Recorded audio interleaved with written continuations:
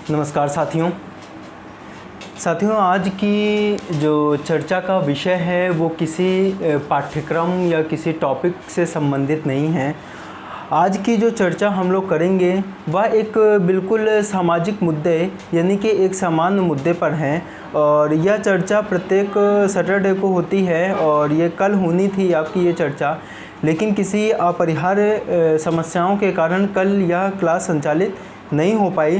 तो जो कल की क्लास है जो आपकी संडे को एक सामान्य मुद्दे पर चर्चा होती है तो उसकी क्लास आज होगी, ठीक है। तो जो हमारा सामान्य चर्चा है यानी कि जो हमारा मुद्दा है वो मुद्दा है कि क्या स्त्रियां पैदा होती हैं या फिर स्त्रियां बनाई जाती हैं। ये बहुत ही जटिल मुद्दा है, इसको बहुत समझने की ज़रूरत है कि स्त्रियां वास्तव में ये जन्म से स्त्रियां होती हैं या फिर हमारे समाज में आकर इनका नैरेटिव को गढ़ा जाता है, ठीक है। तो सबसे पहले हमको ये समझना होगा कि स्त्रियां होती कौन हैं, यानी कि स्त्रियां किसे कहते हैं, कौन है स्त्री। इस पूरे सेशन को अगर हम देखें तो इसको 3 भागों में डिवाइड करके हम इसको पूरा समझने का प्रयास करेंगे, ठीक है। पहले इस चर्चा पर पहले इस प्रश्न पर चर्चा करेंगे कि स्त्रियां कौन हैं और स्त्रियां किसे कहते हैं। दूसरा, अगर स्त्रियां हैं तो ये बनती हैं कि या फिर पैदा की जाती हैं। मैंने जैसे आपको बताया कि ये स्त्रियां बनती हैं या फिर पैदा की जाती हैं। जो तीसरा इस पे हमको चर्चा करनी है, जो तीसरा मुद्दा है, तीसरे मुद्दे पर हम बात करेंगे कि जिनका जो कहते हैं कि ऐसे कौन कौन से व्यक्ति हैं जिनका मत है कि ये पैदा होती हैं और उनका क्या कहना है जो ये मानते हैं कि स्त्रियां बनाई जाती हैं। तो कुल मिलाकर के जो आज की चर्चा है, जो संभावित चर्चा है, उसको हम 3 पार्ट्स में डिवाइड करके समझेंगे। देखिए मित्रों, 2 शब्द है, एक है सेक्स और एक है जेंडर। सेक्स शब्द का जो प्रयोग है वो बेसिकली 2 नैरेटिव्स में किया जाता है, ठीक है। जैसे हम एक को नर और एक को मादा कहते हैं। अगर हम सेक्स की बात करें तो सेक्स जो है ये प्राकृतिक होता है, ठीक है, ये नेचर है, यानी कि जो भगवान ने बना दिया, ठीक है, वो जो है हमारा उसका नैरेटिव जो है उसको उसी नैरेटिव में हमने उसको क्या कर लिया है, गढ़ लिया है, यानी कि सेक्स यानी कि नर और मादा। अब ये जो नर और मादा है ये पशु जगत में भी हो सकता है, मनुष्य जगत में भी हो सकता है और पशु पक्षियों में भी यानी कि पक्षियों में भी हो सकता है, ठीक है। अब अगर हम मादाओं की बात करें तो हम ये कैसे डिफाइन करते हैं कि ये मादा है और ये नर है, ठीक है। बेसिकली जो हमारे समाज में या फिर अगर हम समाज से परे भी हटें, अगर पशु पक्षियों की जगत में भी जाएं तो जिनमें प्रजनन करने की क्षमता होती है, यानी कि जो प्रजनन कर सकते हैं, जो प्रजनन करते हैं, उनको हमने कह दिया कि भैया ये मादा है, ठीक है। और जिनमें प्रजनन करने की क्षमता नहीं होती है उनको हमने नर का नाम दे दिया। और ये जो और इन्हीं दोनों शब्दों का जो एक वर्ड हमने नैरेटिव इसका गढ़ा उसको हमने क्या कह दिया, सेक्स। और हमने इसको देखा कि ये मनुष्यों में भी होता है, पशुओं में भी होता है और पक्षियों जगत में, पूरे संसार में जितने भी जीवित जितने भी जीव हैं यानी कि जीवित प्राणी हैं, सब में जो है आपका ये जो है नैरेटिव पाया जाता है, ठीक है। और ये जो है ये जो कैसी प्रक्रिया मैंने आपको बताया कि ये प्राकृतिक दुनिया का शब्द है, यानी कि ये कृत्रिम नहीं है, यानी कि ये भगवान ने गढ़ दिया कि भैया ये मादा है ये नर है, ठीक है। और नर और मादा 2 वर्गों के विभाजन के आधार पर एक शब्द को रच दिया जो है कि सेक्स। अब हम बात करते हैं जेंडर की। अब कहेंगे कि सर अगर सेक्स प्राकृतिक है यानी कि ये नर और मादा 2 वर्गों को विभाजित करता है और जो मनुष्यों पशु पक्षियों जगत में सर्वत्र पाया जाता है तो ये जेंडर क्या है। तो समझने का प्रयास करेंगे कि जेंडर क्या है। जेंडर इन्हीं नर और मादाओं का एक विभाजन है। जेंडर शब्द का उपयोग केवल मनुष्य जगत में करते हैं और इन जेंडर को अगर हम डिवाइड करेंगे, अगर 2 वर्गों, जैसे हमने सेक्स को 2 वर्गों में विभाजित किया तो नर और मादा हमारा विभाजन सामने आया। और अगर हम जेंडर को 2 वर्गों में विभाजित करेंगे तो आपका क्या बनता है, एक बनता है स्त्री और दूसरा बनता है पुरुष। तो स्त्री और पुरुष ये जो दो वर्ग हैं ये केवल मनुष्य जगत में पाए जाते हैं। स्त्री पुरुष आपके पशु पक्षी जगत में नहीं पाए जाते, या और भी किसी जीवित प्राणी में आपके ये नहीं मिलते हैं। ठीक है, अब ये जानना ज़रूरी है कि क्या जनाब हमने जो अभी समझा कि सेक्स प्राकृतिक है, नेचुरल है, तो क्या ये जेंडर भी प्राकृतिक और नेचुरल है? ठीक है, तो देखिए जो जेंडर है ये कृत्रिम दुनिया का शब्द है। क्यों? एक बात समझने का प्रयास करिए कि अगर जेंडर यानी कि जो हमने बात की स्त्री और पुरुष ये प्राकृतिक होता, यानी कि ये सेक्स की तरह अगर बिहेव करता, अगर ये नेचुरल होता, तो ये भी जो है नर मतलब सारे नर और मतलब कि सारे जो मादाएं हैं वो स्त्रियां हो सकती हैं और सारे नर पुरुष हो सकते हैं। लेकिन अगर हम बात करें क्या सारी स्त्रियां मादाएं हैं या फिर सारे नर जो हैं पुरुष हैं, तो ये जो है गलत होगा। क्यों? क्योंकि अगर हम इसको प्राकृतिक मानते हैं तो जनाब हम ये भी कह सकते हैं कि एक शेरनी भी स्त्री हो सकती है। क्यों? क्योंकि शेरनी को हम मादा कहते हैं, हम शेरनी को स्त्री नहीं कहते। तो इसका मतलब ये है कि जेंडर कृत्रिम दुनिया का शब्द है, इसको समाज में आकर के बनाया गया है, यानी कि ये प्राकृतिक दुनिया का शब्द आपका नहीं है। तो ये अंतर होता है बेसिकली सेक्स वर्सेस जेंडर में। समझ में आया? सेक्स प्राकृतिक होता है और जेंडर आपका क्या है? कृत्रिम दुनिया का शब्द है। ये समाज में आ करके इसको गढ़ा जाता है, यानी कि स्त्री और पुरुष की अगर बात करें तो स्त्री जो है जन्मजात यानी कि प्राकृतिक नहीं होती है। स्त्री को समाज में आकर के बनाया जाता है, पुरुष को समाज में आकर के बनाया जाता है। अगर ये बनाया जाता है तो उसके पीछे कुछ तर्क गढ़े होंगे, यानी कुछ इसमें जो है क्या होंगे? तर्क होंगे। तो कुछ उन तर्कों को समझने का हम आज प्रयास करेंगे। तो पहली चीज़ तो ये समझ लीजिए, हमने बात करी स्त्री और पुरुष के बारे में, आपने दोनों में अंतर समझ लिया कि नर और मादा और स्त्री और पुरुष। नर मादा ये संपूर्ण जगत शब्द का मतलब संपूर्ण जगत प्राणी का ये शब्द है, यानी कि नर मादा में स्त्री पुरुष भी शामिल है, नर मादा में पशु पक्षी भी शामिल है, नर मादा में जितने भी कीड़े मकोड़े हैं, यानी कि जिनमें प्रजनन करने की क्षमता होती है मादा, और जिसमें प्रजनन करने की क्षमता नहीं होती है वो क्या होते हैं? नर होते हैं। लेकिन अगर हम जेंडर के अंतर यानी कि लिंग का भेद करते हैं तो लिंग केवल मनुष्यों में पाया जाता है। वो किस रूप में होता है? स्त्री और पुरुष के रूप में। तो हमने तो ये समझ लिया कि स्त्री और पुरुष का विभाजन हुआ है। लेकिन जनाब जो आज का हमारा टॉपिक है कि क्या स्त्री पैदा होती है या फिर बनाई जाती है, तो इसको हम समझने का प्रयास करते हैं। तो स्त्रियों को समझने के पहले सबसे पहले हमको ये समझना होगा कि स्त्री हम क्या कहते हैं, किसको कहते हैं, यानी कि कौन है स्त्री, ये हमारे समाज में किस तरीके से गढ़ी गई हैं, इनका क्या अस्तित्व है, इसको समझने की हम कोशिश करेंगे। ठीक है, तो देखिए बेसिकली अगर हम कहें कि स्त्री कौन है, तो जो क्या है जिनमें कोमलता का भाव है, यानी कि जो कोमल है, जो भावुक है, जिसमें प्रवाह का गुण होता है, जिसमें विवेक कम है, जिसमें अगर हम बात करें कि जिसकी शारीरिक क्षमता कम होती है, या फिर हम अगर बात करें कि जो वैवाहिक जीवन के बाद सिंदूर लगाती हैं, जो मंगलसूत्र पहनती हैं, जो शारीरिक सौंदर्य है, वही कौन है? स्त्री है। हम ऐसे ही तो कुछ करते हैं, यानी कि यही जो है जो हमारा नैरेटिव है, हम स्त्री किसको मानते हैं? इसी को तो मानते हैं ना, कि यानी कि जो जिसमें सौंदर्य का गुण है, जो विवाह के बाद सिंदूर लगाती हैं, जो विवाह के बाद मंगलसूत्र धारण करती है, जो बहुत ही कोमल है, जिसमें प्रवाह का गुण होता है। ठीक है, और अगर बात करें तो जिसकी शारीरिक क्षमता कम होती है, तो ये इनको जो है हम क्या करते हैं? इनको जो है हम स्त्री बोलते हैं। यानी कि हमने क्या कह दिया कि अगर ये सारे गुण किसी भी नर या मादा में अगर ये गुण विद्यमान है, तो हमने इन गुणों को किससे डिनोट कर दिया? इन गुणों को हमने डिनोट कर दिया स्त्रियों से।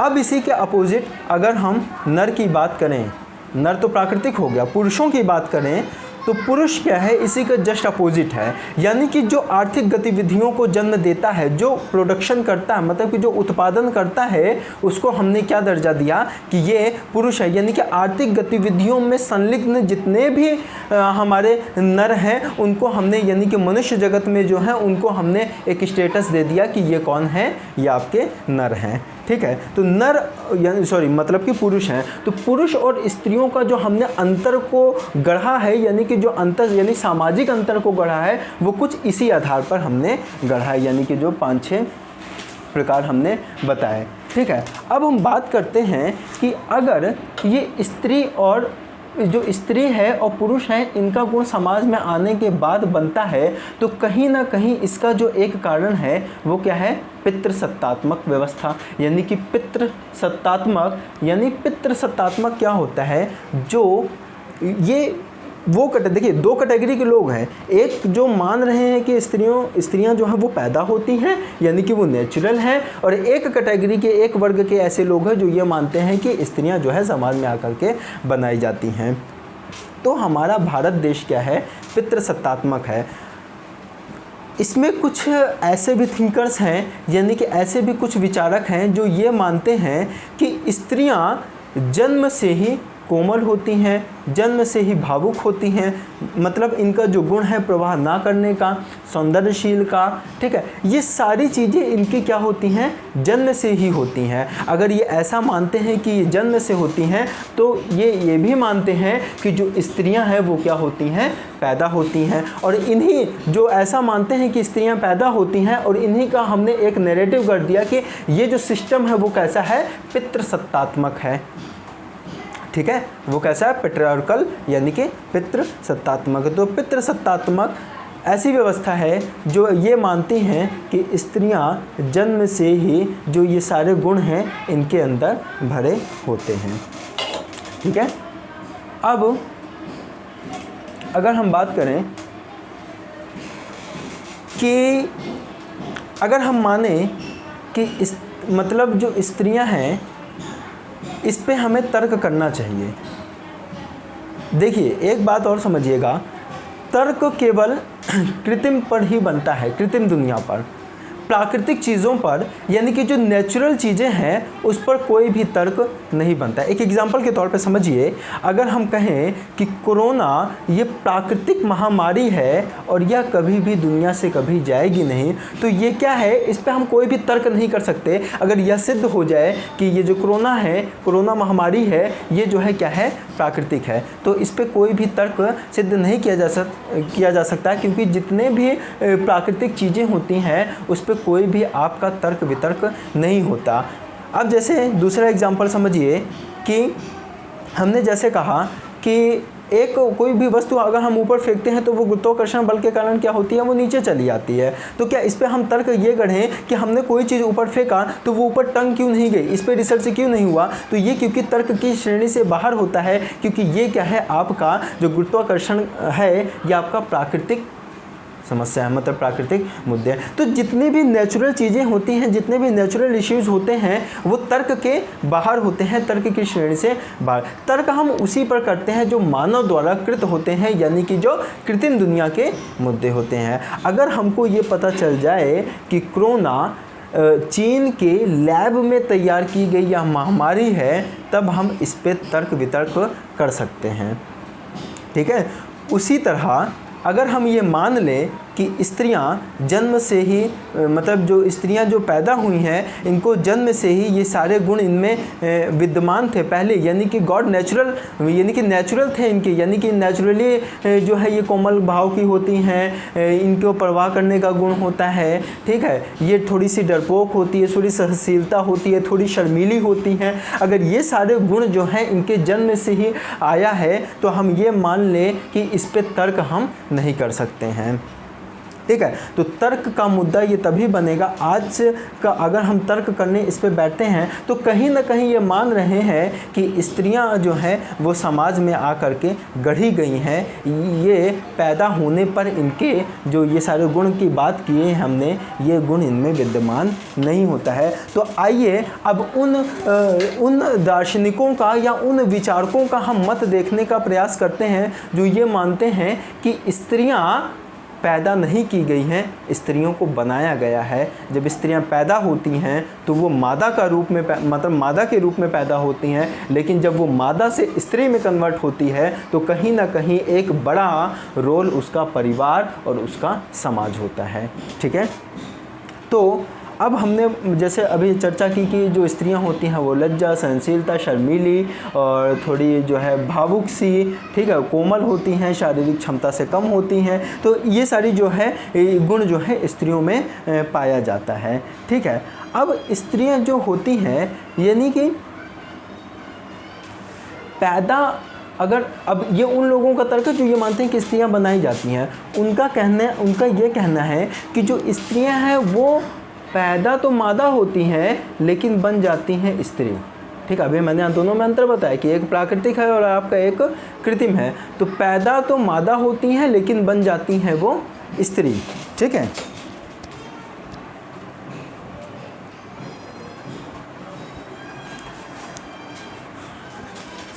ठीक है। अब ये तो हमने समझ लिया कि स्त्री, अभी हम ये तर्क साबित नहीं कर पाए हैं कि स्त्रियां जो हैं बनाई जाती हैं। ठीक है। अभी तो हमने केवल ऑरली बोला है कि स्त्रियां बनाई जाती हैं, लेकिन हम इसको सिद्ध कैसे करेंगे, आइए कुछ एग्जांपल के तौर पर समझते हैं। अब ये समझते हैं कि स्त्रियां अगर बनाई जाती हैं तो कैसे बनाई जाती हैं। एक एग्जांपल समझिए। एक परिवार में जो है 2 बालक जन्म लेते हैं, 2 बच्चे पैदा होते हैं। ठीक है। और वो 2 बच्चे पैदा होते हैं तो जैसे ही वो 1 साल के होते हैं उनकी परवरिश, उनका ढांचा, जो उनकी संरचना है, एक प्रकार से उनकी परवरिश की जाती है। मतलब बिल्कुल एक तरीके से, मतलब कि जो कपड़े, मतलब एक उसमें से स्त्री है और एक पुरुष है। अभी हम स्त्री पुरुष नहीं कहेंगे, अभी हम कहेंगे कि एक नर है और एक मादा है। तो जो नर और मादा हैं उनकी परवरिश बिल्कुल सेम है, 1 साल तक सेम हुई। अब क्या हुआ कि जैसे जैसे 3 साल, 2.5 या 3 साल के हुए तो परिवार ने क्या किया, जो मादा है उसके परिधान अलग कर दिए और जो पुरुष है उसके परिधान अलग कर दिए। पुरुष को मतलब कि जो नर है, नर को पहनाया शर्ट, बूशर्ट, पैंट ये पहनाया, और जो मादा है उसको पहनाया स्कर्ट, टॉप, सलवार सूट, ऐसे कपड़े उसको दिए। ठीक है। तो जो आपका जन्म से अगर इनके परिधान को आपने क्या कर दिया, अलग कर दिया, एक श्रेणी से इनको जो है बाहर ले आए, अब आप क्या कर रहे हैं, दोनों में भेदभाव कर रहे हैं। यानी कि पुरुषों के परिधान में आपने क्या किया, समाज ने, परिवार ने इसको, अब जैसे ही वो 2.5-3 साल की हुई उसके परिधान अलग कर दिए। ठीक है। अब जैसे ही थोड़ा सा, मतलब ये दोनों बच्चे थोड़े से और बड़े हुए, अब मुंडन की बारी आई। एक बार तो क्या किया, उस नर का, मतलब दोनों बच्चों का मुंडन करवा दिया, यानी कि एक बार दोनों के सर बाल कटा। अब धीरे धीरे बड़ी हुए, 4 साल हुए, 5 साल हुए। अब एक जो नर है यानी कि जो बालक है उसका आप एक सैलून में जाते हैं और उसके बाल को कटवा देते हैं। और जैसे ही आप उसके बाल को कटवाते हैं, उसको बिल्कुल कटोरा कटवा देते हैं। ठीक है। अब वहीं पे जो मादा है यानी कि जो गर्ल बेबी है, अब वो भी कहती है अपने पापा से कि पापा मेरे भी बाल जो है कटवा दीजिए। तो जवाब क्या मिलता है, बेटा नहीं, तुम्हारे बाल नहीं कटेंगे क्योंकि तुम क्या हो, लड़की हो, लड़कियों के बाल बड़े होते हैं। एक तरफ आपने क्या किया, लड़के के बाल को कटोरा कटवा दिया, और एक तरफ जिसकी रुचि है कि वो भी जो है अपने बाल को छोटे रखें, उसको आपने बाल छोटे करने से मना कर दिया। दूसरा एग्जांपल समझिए। अब वही, मतलब एग्जांपल वही है। अब बच्चे थोड़े से और बड़े हुए, 5-6 साल के हुए, अब आया बर्थडे, दोनों का बर्थडे आया। ठीक है। तो अब आप क्या करें, आप गिफ्ट लेने गए, यानी कि एक शॉप पर आप गिफ्ट लेने जाते हैं। और दुकानदार से कहते हैं कि बर्थडे गिफ्ट दो बच्चों के लिए, दो छोटे छोटे बच्चे हैं 5 साल के, उनके लिए जो है आप बर्थडे गिफ्ट दे दीजिए। ठीक है, तो दुकानदार क्या कहता है कि लड़की है कि लड़का? तो आप कहते हैं कि लड़का है। तो जो दुकानदार है वो क्या दिखाता है? बंदूक दिखाता है, कारें दिखाता है, खिलौने में बंदूक दिखाता है, कारें दिखाता है। ठीक है, और जब आप ये कहते हैं कि एक गर्ल बेबी के लिए भी गिफ्ट चाहिए तो उसके लिए बेबी डॉल, किचन सेट ये दिखाता है। तो कहीं ना कहीं ये जो आपका नैरेटिव है, यानी कि अब देखो समाज तय कर रही है कि कौन किसके साथ खेलेगा।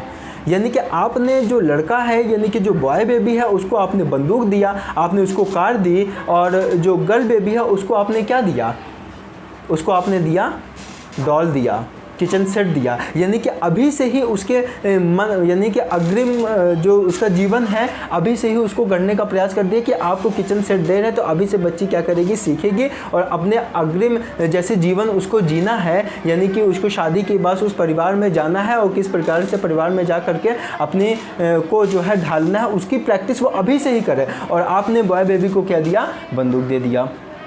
ठीक है, तो कहीं ना कहीं जो आप, यानी कि जो समाज अब उनको जो है नर और मादा से किस में कन्वर्ट कर रहा है? स्त्री और पुरुष में। यानी कि अब उनका जो है ये विभाजन हो जा रहा है। अब वही लड़का, यानी कि जो बॉय बेबी है, जब बड़ा होता है तो वही बंदूक जो लिया, मतलब जो खिलौने में लिया है, वही वो उसको यूनिवर्सिटीज़ तक ले जाता है, और उसका जो है एक शौक, यानी कि एक परवान चढ़ जाता है बंदूक का। और जैसे ही वो बंदूक का परवान चढ़ता है तो वो सेना में जाने के लिए प्रेरित होता है, वो पुलिस में जाने के लिए प्रेरित होता है, वो प्रशासन में जाने के लिए प्रेरित होता है। फिर आप कहते हो कि हमारी स्त्रियां पीछे हो गई हैं। तो हमारी स्त्रियां पीछे होने का कारण क्या है? आपका परिवार, आपका समाज, ये जो है इनके मुख्य कारण है, क्योंकि आपने उसको मुख्य धारा से ही अलग कर दिया। अगर यही जो है आप दोनों को बराबर लेकर के चलते, फिर कहते कि स्त्रियां जन्म से ही भावुक होती हैं, इनमें परवाह का गुण कम होता है, तब हम ये मानते कि स्त्रियां वास्तव में जो है जन्म से पैदा होती हैं, इनको समाज में गढ़ा नहीं जाता है। ठीक है, अब थोड़ी सी, अब क्या हुआ कि अब थोड़ी सी वो स्त्री और बड़ी हुई, मतलब कि जो गर्ल बेबी थी वो और बड़ी हुई, 12 साल की हुई। ठीक है, अब उसको बैठने का ढंग बताया गया एक तरीके से, मतलब कि जो बॉय बेबी है वो किसी भी तरीके से बैठ रहा है, उसको परिवार में कोई रोक टोक नहीं है। लेकिन उस जो गर्ल बेबी है, यानी कि जो स्त्री है, उसको जो है कहा जा रहा है बेटा अब तुम सही से बैठा करो, सही से उठा करो। अब उसके लिए रिस्ट्रिक्शंस लगाए जा रहे हैं। पुरुष के लिए कोई रिस्ट्रिक्शंस आप नहीं लगा रहे हैं, और उसके लिए आप क्या कर रहे हैं? रिस्ट्रिक्शंस लगा रहे हैं।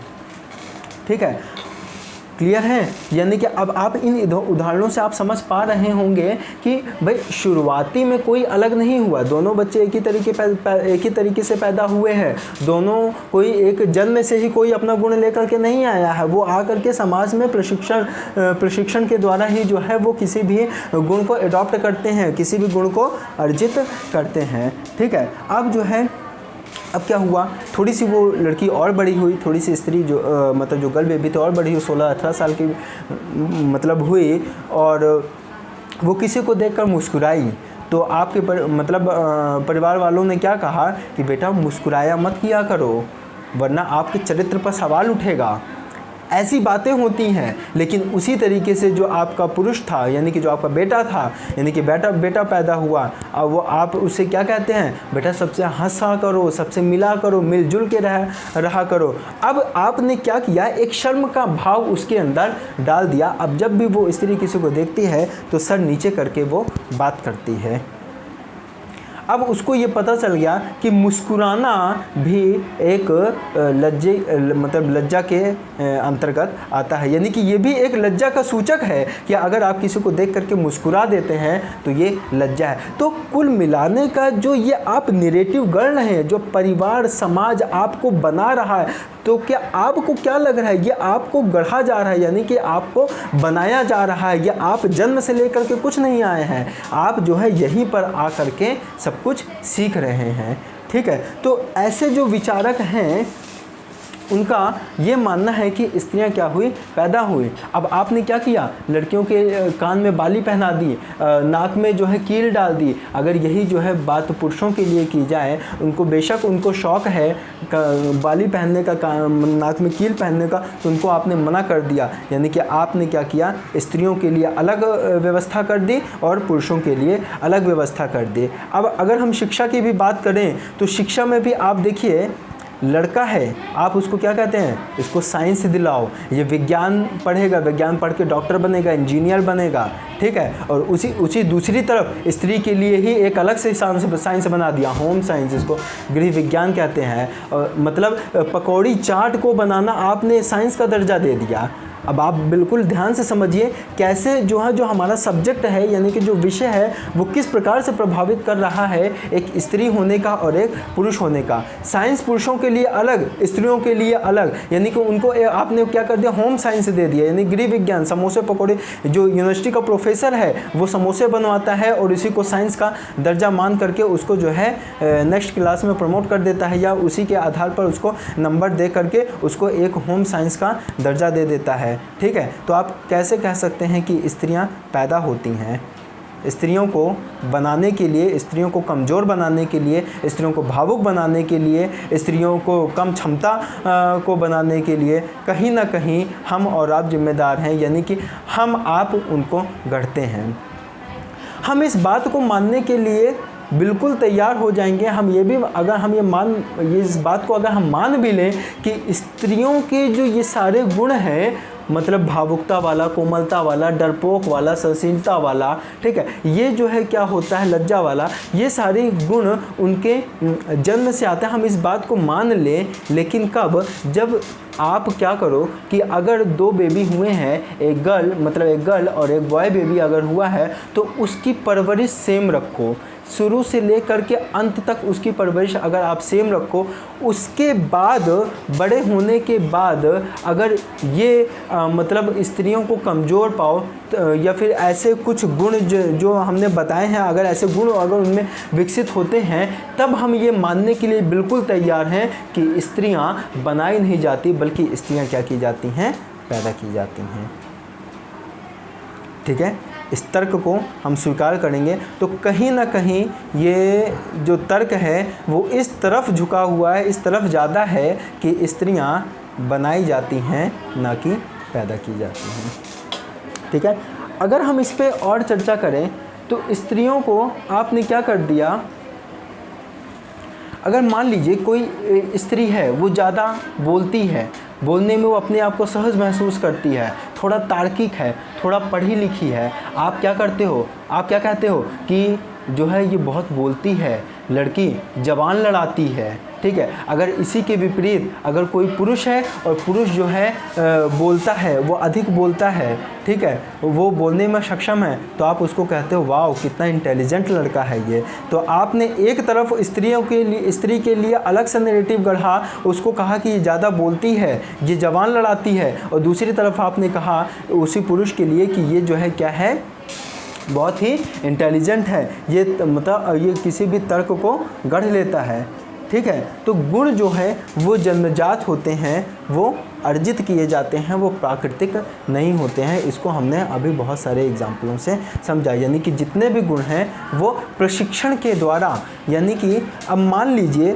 गुण अगर अर्जित ना होते, एक पल के लिए हम ये मानते हैं कि गुण अर्जित नहीं किए जाते हैं, ठीक है, तो अगर गुण अर्जित ना किए जाते होते तो आज जितने भी प्रशिक्षण केंद्र हैं वो आज बंद हो चुके होते। प्रशिक्षण केंद्र जो ट्रेनिंग सेंटर होते हैं वो क्या करते हैं, आपको प्रशिक्षित करते हैं कि कोई भी चीज़ आप एक को बार बार करते हो, अनेक परिस्थितियों में रह करके उस परिस्थितियों को, उस समस्याओं को समाधान करने का प्रयास करते हैं। एक एग्जाम्पल समझिए, अगर कल ये हो जाए कि जितने भी सवर्ण हैं, सवर्ण जाति के जितने भी लोग हैं, यानी कि क्षत्रिय जितने भी हैं, हम ऐसा मानते हैं कि क्षत्रियों की जो निपुणता है वो युद्ध कौशल में होती है, और आगे से जितने भी IPS में भर्ती होंगे वो सवर्ण लोग होंगे, ठीक है, यानी कि वो क्षत्रिय होंगे। तो क्या ऐसा संभव है?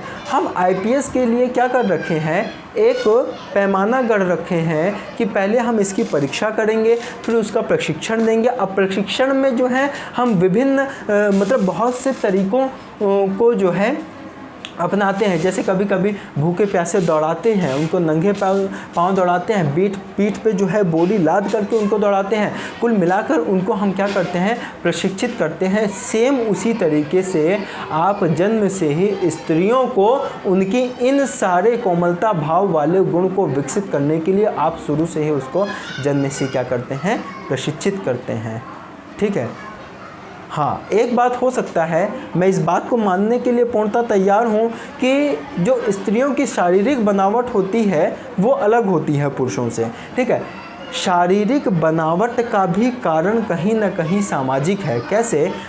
अगर आप बात करो 1 से 1,500 वर्ष पूर्व, 1 से 1,500 साल पहले की अगर हम बात करें तो उनका जो आपने नैरेटिव गढ़ा है, ऐसे कामों में रुचि पैदा कर दी कि स्त्रियां घर में रहेंगी, वो घर का काम करेंगी, चूल्हा बर्तन करेंगी। तो उनको जो है जो मांसपेशियों का काम है उनको तो आपने दिया नहीं। तो उनकी जो कोई भी एक व्यवस्था होती है, यानी कि कोई एक शारीरिक बनावट उनका उसी तरीके से ढल गया है। ठीक है। अब आप एक एग्जाम्पल समझिए, गीता फोगाट को लीजिए। अब इसमें से जितने भी लोग पढ़ रहे हैं, बहुत से ऐसे पुरुष होंगे कि गीता फोगाट उनको उठा करके पटक दे। तो क्या अब हम ये माने कि गीता फोगाट जो है वो अपवाद में है? गीता फोगाट ही नहीं, बहुत सी ऐसी स्त्रियां हैं, जैसे आप मान लें हरियाणा की स्त्रियों को लिए, उनका एक कल्चर है, कुश्ती लड़ने का एक कल्चर है। ठीक है। तो गीता फोगाट की तरह बहुत सी ऐसी स्त्रियां हैं जिनकी शारीरिक बनावट होने के बाद भी कहीं ना कहीं पुरुषों से कामतर हैं, यानी कि पुरुषों से कहीं आगे हैं। ठीक है। देखिए, कोई भी चीज़ होती है ना, वो प्रशिक्षण के द्वारा तैयार की जाती है। आप शुरू से ही क्या करते हो, स्त्रियों के दिमाग में ये डाल देते हो कि आपकी शादी होगी। एक एग्जाम्पल और समझिए कि किसी एक मान लीजिए किसी स्त्री की शादी होती है, लड़के वाले देखने जाते हैं, कार से भर करके पूरा जीप से पूरा फुल भर के देखने जाते हैं। जीजा, मम्मी, पापा, चाचा, ताऊ, सब लोग, मामा, मम्मी, सब जो है उसको देखने के लिए जाते हैं। लड़का भी जाता है।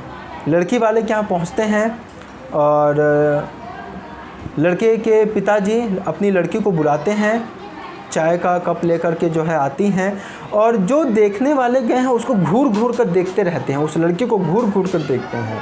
ठीक है। अब क्या करते हैं कि अब उनके पैमाने गढ़ते हैं। पैमाने किस तरीके से करते हैं?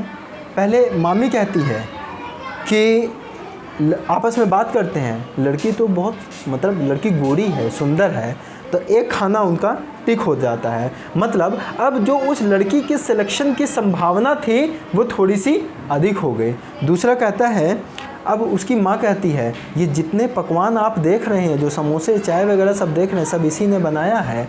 अब दूसरा खाना भी टिक, यानी कि लड़की घर के कामों में निपुण है।